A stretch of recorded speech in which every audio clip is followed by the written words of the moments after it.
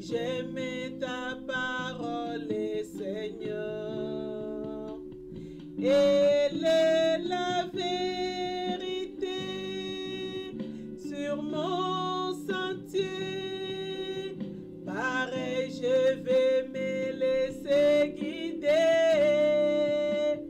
et faire ta volonté sans murmurer,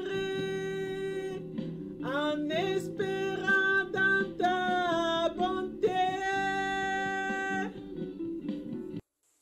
Lundi 22 août. Christ, alors que nous étions encore sans force, au temps convenable, est mort pour des impies. Lorsque nous étions encore pécheurs, Christ est mort pour nous. Maintenant justifié par son sang, sauvé de la colère par lui. Romains 5, versets 6 à 9. Dieu justifie l'impie. Jésus reprenait avec sévérité les pharisiens qui se glorifiaient d'avoir Abraham pour père. Et il les invitait à produire des fruits qui conviennent à la repentance. Il ajoutait, déjà la cognée est mise à la racine des arbres. Tout arbre qui ne produit pas de bons fruits est coupé et jeté au feu. Matthieu 3, verset 10. C'est sur ce texte qu'avait médité un évangéliste. Après la réunion, un auditeur lui reprocha: à vous attendre, on aurait pu penser que vous vous adressiez à des criminels.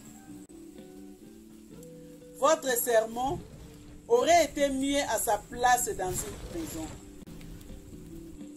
Nous n'avons pas besoin de nous repentir et nous supportons mal que vous nous parliez de jugement.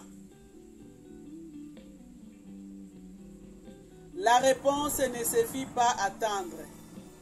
Si j'avais à prêcher dans une prison, ce n'est pas ce test-là que je prendrais, mais bien plutôt celui-ci. Cette parole est certaine et digne de toute acceptation, que le Christ Jésus est venu dans le monde pour sauver les pécheurs. 1 Timothée 1, verset 15.